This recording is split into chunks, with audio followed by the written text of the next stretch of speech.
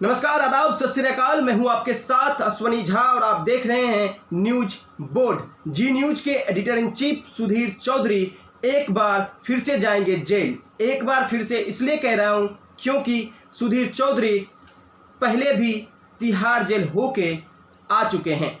एक के बाद एक पत्रकारों पर जिस तरह से नफरत फैलाने के जुर्म में शिकंजा कसा जा रहा है, इस बार शिकंजा सुधीर चौधरी पे कस चुका है। केरल पुलिस ने सुधीर चौधरी पर गैर जमानती एफआईआर दर्ज किया है। ये एफआईआर उनके एक शो को लेकर दर्ज किया गया है। पहले उस शो के कुछ भाग आपको दिखाते हैं। ये डायग्राम इस समय हिंदी में आपकी स्क्रीन पर है और इसमें क्या लिखा है देखिए। एक तरफ कट्टर जिहाद है, दूसरी तरफ वैचारिक जिहाद है। हार्ड जिहाद, कट्टर जिहाद, जिसमें है इकोनॉमिक जिहाद, आर्थिक जिहाद, जिसके जरिए आर्थिक रूप से जिहाद करना होगा, जिसमें आप समझ लीजिए कि आर्थिक रूप से पैसे के लेन देन, बिजनेस, व्यापार में कैसे आप पोलराइजेशन कर सकते हैं। उसके बाद है ऐतिहासिक हिस्ट्री जिहाद। ये शो 11 मार्च 2020 की है, जिसमें सुधीर चौधरी ने दिखाया था कि जमीनी जिहाद क्या है। इसी शो को लेकर केरल पुलिस ने सुधीर चौधरी के खिलाफ गैर जमानती एफआईआर दर्ज किया है। इसकी जानकारी खुद सुधीर चौधरी ने दी है। सुधीर चौधरी ने 7 मई को 2:14 पर ट्वीट करके इसकी जानकारी दी। पहले आपको वो ट्वीट दिखाते हैं। इस ट्वीट में सुधीर चौधरी ने लिखा है, यह सही रिपोर्टिंग करने के लिए मेरा पुलित्जर पुरस्कार है, जिसका प्रशस्ति पत्र आपके साथ साझा कर रहा हूं। केरल पुलिस द्वारा मेरे खिलाफ गैर जमानती धाराओं के तहत एफआईआर दर्ज की गई है। इनकन्वीनियंट फैक्ट्स को उजागर करने के लिए यह मेरा अवार्ड है और मीडिया के लिए एक साफ संदेश है। जेल जाने का डर कहिए या ये कहिए कि उनके ऊपर हुए एफआईआर से सुधीर चौधरी इतना बौखला गए हैं कि एक के बाद एक उन्होंने 4 ट्वीट किया। अपने दूसरे ट्वीट में उन्होंने इस एफआईआर को लेकर राजनीतिक पार्टियों पर निशाना साधा और कहीं ना कहीं इसको एक सियासी चाल बताया। उनका दूसरा ट्वीट देखिए। दूसरे ट्वीट में उन्होंने लिखा है, यह एक नया आतंक है। कुछ सियासी पार्टियां धर्म के आधार पर राजनीतिक एफआईआर दर्ज कराकर पत्रकारों को डराना धमकाना चाहती है। वे चाहते हैं कि हम धर्मनिरपेक्षता के नाम पर उनके मोहरा बनकर काम करें। इंडिया को एक होना चाहिए और ऐसा करने की इजाजत नहीं देना चाहिए। तो दूसरे ट्वीट में वो कहीं ना कहीं अपने ऊपर हुए एफआईआर को राजनीतिक रूप बताने की कोशिश कर रहे हैं। ये कोशिश कर रहे हैं कि हमारे ऊपर जो एफआईआर हुआ है यह एक राजनीतिक साजिश है। इसके बाद उन्होंने अपने तीसरे ट्वीट में एक विशेष समुदाय के ऊपर निशाना साधा। उन्होंने मुस्लिम धर्मगुरुओं और मुस्लिमों के ऊपर निशाना साधा। उनका ये तीसरा ट्वीट देखिए। अपने तीसरे ट्वीट में सुधीर चौधरी लिखते हैं, कट्टर मुस्लिम और इस्लाम के ठेकेदार अपने खिलाफ कोई बात सहन नहीं कर सकते। इसमें बुरा क्या है? कुछ सरकारें देश में फूट डालने के लिए तैयार है। ये खतरनाक है, इसे रोकने की जरूरत है। इसके बाद सुधीर चौधरी एक और ट्वीट करते हैं। उस ट्वीट में वो केरल पुलिस के ऊपर निशाना साध रहे हैं और जो उनके ऊपर एफआईआर दर्ज किया गया उसे हिंदी में लिखा है। जरा वो ट्वीट देखिए। चौथे ट्वीट में सुधीर चौधरी लिखते हैं, केरल पुलिस ने मेरे खिलाफ गैर जमानती धाराओं में एफआईआर दर्ज की है। आरोप लगाया है कि डीएनए में जमीन जिहाद का मुद्दा उठाकर मैंने मुस्लिमों की धार्मिक भावनाओं को आहत किया है।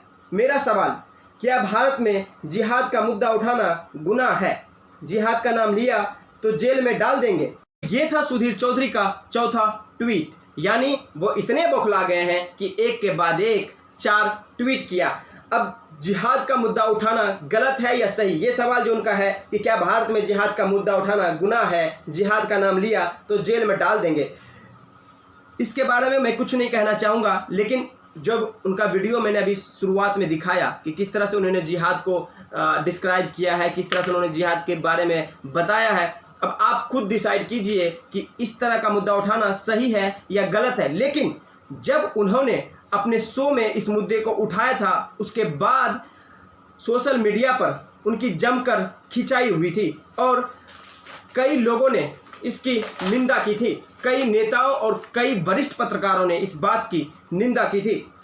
इसको लेकर राजदीप सरदेसाई के साथ भी उनका ट्विटर पर तू मैं हुआ था। राजदीप सरदेसाई ने इसको लेकर ट्वीट किया था। वो ट्वीट देखिए। जी न्यूज पर डीएनए में ये शो दिखाया गया था। तब राजदीप सरदेसाई ने ट्वीट करते हुए लिखा था, इस चैनल द्वारा दैनिक आधार पर फैलाए जा रहे अकथनीय संपादकीय घृणा चौंकाने वाला है, शर्मनाक और खतरनाक है, और यह एक सरकार के समर्थन वाले सांसद के स्वामित्व वाला चैनल है। क्या सत्ते में बैठे लोग इस पर कोई नोट लेंगे? इस गंदगी को रोक पाएंगे या इसे ऐसे ही आगे बढ़ने दिया जाएगा?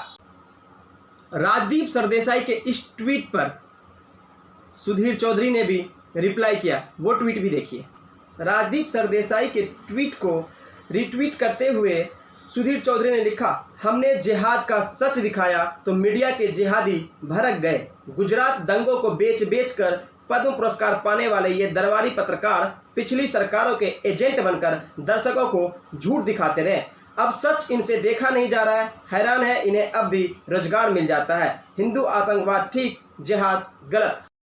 तो इस तरह से सुधीर चौधरी ने राजदीप सरदेसाई पर निशाना साधा और उन्हें ट्विटर पे ही खरी खोटी सुना दी थी। अब जब सुधीर चौधरी पर केरल पुलिस ने शिकंजा कस लिया है तो उनके अंदर बौखलाहट है और वो कहीं ना कहीं बौखला गए हैं। लेकिन राजदीप सरदेसाई को के ट्वीट का रिप्लाई देते हुए जो उन्होंने लिखा कि पिछली सरकार के एजेंट थे, हालांकि मैं आपको बता दूं कि पिछली सरकार में ही सुधीर चौधरी तिहाड़ जेल होके आ चुके हैं, और तिहाड़ जेल वो इसलिए गए थे क्योंकि कांग्रेस के किसी नेता से वो एक खबर को दबाने के लिए मोटी रकम की मांग किया था सुधीर चौधरी ने, और इसी पे उस नेता ने इनके ऊपर एफआईआर दर्ज कराई थी और इसको लेकर वो तिहाड़ हो चुके हैं। तो इनको पिछली सरकार में रकम नहीं मिल पाई थी। इसी का टीस है कि यह गाहे बगाए हमेशा पिछली सरकारों पर निशाना साधते हुए दिखते हैं। अब आप खुद सोचिए कि इस प्रकार की कार्रवाई सच है या गलत है, लेकिन मेरे हिसाब से सच है, क्योंकि आपने देखा होगा सुधीर चौधरी अपने शो में हमेशा किसी एक समुदाय विशेष पर निशाना साधते हुए आए हैं। आपने देखा होगा हमेशा हिंदू मुस्लिम करते हुए आए हैं और कहीं ना कहीं मुस्लिमों पर निशाना साधते हुए आए हैं। इस प्रकार का शो कहीं ना कहीं समाज में नफरत फैलाता है। तो मेरे हिसाब से इस प्रकार की कार्रवाई बिल्कुल सच है, और इस तरह की नफरत जो एक विशेष समुदाय को लेकर फैलाया जा रहा है या टीवी चैनल पर हिंदू मुस्लिम किया जा रहा है, ये रुकना चाहिए। फिलहाल इस वीडियो में इतना ही। दीजिए इजाज़त। नमस्कार।